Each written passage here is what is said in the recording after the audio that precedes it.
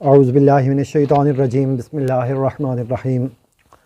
السلام علیکم ورحمۃ اللہ وبرکاتہ۔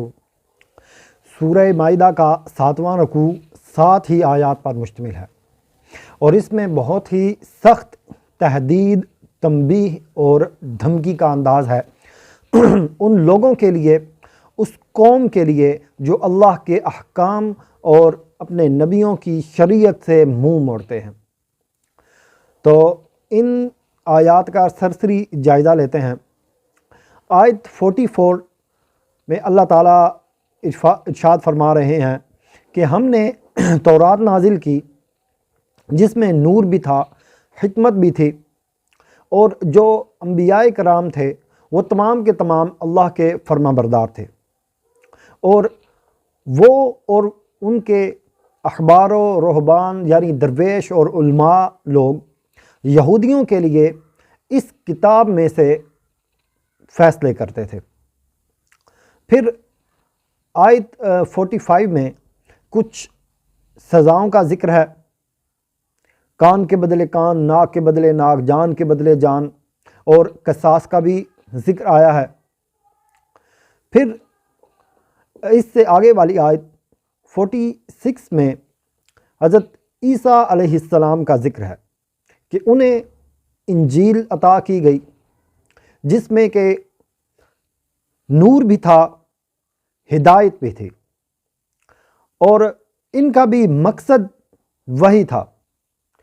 یہ اس سے پہلے آنے والی کتاب کی تصدیق بھی کرتی تھی، اور حضرت عیسیٰ علیہ السلام اس کتاب میں موجود اللہ کے احکام کے مطابق لوگوں کے درمیان فیصلے کرتے تھے۔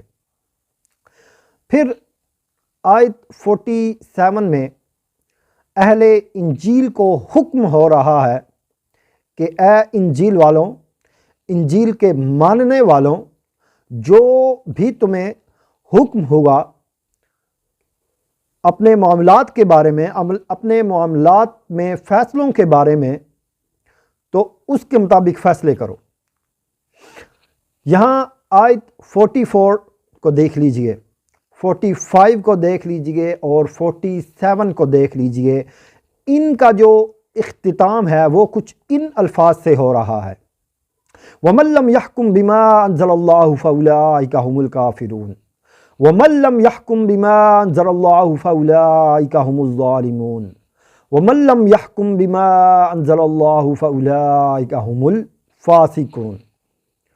اور جو لوگ اس کے مطابق فیصلے نہیں کرتے جو اللہ تعالیٰ نے نازل کیا ہے، وہی لوگ تو کافر ہیں۔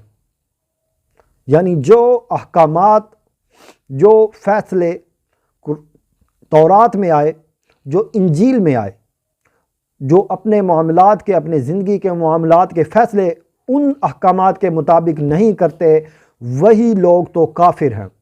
فَأُولَٰئِكَ هُمُ الظَّالِمُونَ، وہی لوگ تو ظالم ہیں۔ فَأُولَٰئِكَ هُمُ الْفَاسِقُونَ، وہی لوگ تو فاسق ہیں۔ اب آئیے آیت 47 پہ، اب ہماری بات آ گئی۔ ارشاد ہوتا ہے وَأَنزَلْنَا إِلَيْكَ الْكِتَابَ بِالْحَقِّ، اور ہم نے نازل کی آپ صلی اللہ علیہ وسلم پر یہ کتاب حق کے ساتھ، مصدقا لما بین یدیہ من الکتاب ومہیمنا علیہ، جو اپنے سے پہلے والی کتابوں کی تصدیق کرتی ہے اور ان پر نگہبان بھی ہے۔ فاحکم بینہم بما انزل اللہ، سو فیصلے کیجئے ان کے درمیان اس کے مطابق جو اللہ نے نازل فرمایا ہے۔ ولا تتبع اہواءہم، اور ان کی خواہشات کی پیروی مت کیجئے گا، عما جاءک من الحق، اس حق کے بعد کہ جو کہ آپ کے پاس آ گیا ہے۔ یعنی اب حق ہمارے پاس آ گیا، الہدا، یہ قرآن الہدا کی صورت میں ہمارے پاس آ گیا، لہٰذا اب ہمیں حکم ہو رہا ہے، نبی علیہ الصلاۃ والسلام کو پہلے حکم ہو رہا ہے کہ ان کے درمیان، اپنی امت کے درمیان، اپنے اصحاب کے درمیان جو فیصلے ہیں وہ اس کتاب کے ذریعے سے، اس کتاب میں موجود احکام کے ذریعے سے فیصلے کیجئے، اور کسی بھی طرح کے لوگوں کی خواہشات کی پیروی مت کیجیے گا اس کے بعد کہ جب آپ کے پاس یہ حق آ گیا۔ اب فیصلے کرنے کی بات ہو ہی رہی ہے، تو آج ہمارے فیصلے کس کے مطابق ہوتے ہیں؟ ہمارے سیاسی فیصلے ہوں، معاشی ہوں معاملات، ہمارے معاشرتی معاملات ہوں، حالانکہ آئلی زندگی میں بھی اب انہوں نے دخل دینا شروع کر دیا ہے، تو ہمارے فیصلے اور ہمارے وہ سارے جو تنازعات کے حل ہیں وہ کس چیز سے حل ہو رہے ہیں؟ اس کے بعد دیکھیے آیت 49۔ میں صرف شارٹ کرنے کی کوشش کر رہا ہوں کیونکہ ہمارے پاس اسلام کا نالج حاصل کرنے کے لیے وقت ہی کہاں ہوتا ہے۔ ایسی ویڈیوز تو ہم بالکل بس اگر غلطی سے کلک کر بھی دیں تو کوشش کرتے ہیں فوراً بند کرنے کی۔ اب آیت 49 دیکھیے، وَأَنِحْكُمْ بَيْنَهُمْ بِمَا أَنزَلَ اللَّهُ، اور فیصلے کیجئے ان کے درمیان اس کے مطابق جو اللہ نے نازل فرمایا ہے۔ ایک ہی رکوع میں پے در پے آنے والی آیات میں حکم ایک ہی ہو رہا ہے، اس سے آپ اس کی سختی کا اندازہ کر لیجئے کہ یہ کتنا زیادہ ضروری ہے۔ پھر فرمایا وَلَا تَتَّبِعْ أَهْوَاءَهُمْ، اور ان کی خواہشات کی پیروی نہ کیجئے گا۔ آج ہمارا کیا حال ہے؟ ہم کن کی خواہشات کی پیروی کر رہے ہیں؟ جو ہمارے مذہبی، جو ہمارے سیاسی پیشوا ہیں، ان کی خواہشات کی پیروی کرتے ہیں ہم۔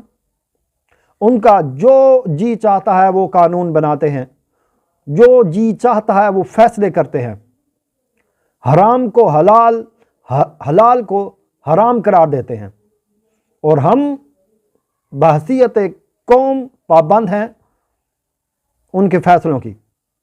تو کیا ہم ایسے ناہنجار لوگوں کی خواہشات کی پیروی کریں جن کے بارے میں اللہ تعالیٰ اسی رکوع میں فرما رہے ہیں جو فیصلے نہیں کرتے اس کے مطابق جو اللہ نے نازل کیا وہی تو کافر ہیں، وہی تو ظالم ہیں، وہی تو فاسق ہیں؟ کیا ہم ایسے فاسق، ظالم اور کافر لوگوں کی خواہشات کی پیروی کریں، یا پھر ہم اکٹھے ہوں، ایک تحریک بنائیں، طاقت اکٹھا کریں، اللہ کے دین کو قائم کرنے کے لیے قربانیاں دیں اور اس نظام باطل کو جڑ سے اکھاڑ پھینکیں؟ پھر نبی علیہ الصلوۃ والسلام کو یہ حکم ہو رہا ہے وَاحْذَرْهُمْ، اور بچتے رہیے اور ہوشیار رہیے ان سے، وَاحْذَرْهُمْ أَن يَفْتِنُوكَ عَن بَعْدِ مَا أَنزَلَ اللَّهُ إِلَيْكَ، اور ان سے ہوشیار رہیے، ایسا نہ ہو کہ یہ لوگ آپ کو ان میں سے کسی چیز سے بچلا دیں جو اللہ نے آپ پر نازل کی ہیں۔ پھر فرمایا فَإِن تَوَلَّوْا، پھر اگر کوئی اس سے روح گردانی کرے، فَاعْلَمْ، تو جان لو، أَنَّمَا يُرِيدُ اللَّهُ لِيُذْهِبَ أَنَّمَا يُرِيدُ اللَّهُ أَن يُصِيبَهُم بِبَعْضِ ذُنُوبِهِمْ، تو جان لیجئے کہ اللہ تعالیٰ انہیں ان کے بعض گناہوں کے سبب سزا دینا چاہتا ہے۔ یعنی اب وہ گھڑی آ گئی ہے کہ اب ان پر اللہ کا عذاب مسلط ہوگا۔ اور دیکھ لیجئے پوری دنیا میں کوئی بھی، پہلی تو بات ایسا ملک نہیں ہے جہاں اللہ کا قانون نافذ ہو، اور اس کی سزا پوری امت مسلمہ بھگت بھی رہی ہے۔ ہمارا معاملہ تھوڑا الگ ہے کیونکہ کوئی بھی ملک، کسی بھی ملک کی آئیڈیالوجی اسلام نہیں تھی، یہ ہمارا نظریہ تھا، ہماری آئیڈیالوجی تھی کہ ہم اس ملک میں اسلام نافذ کریں گے۔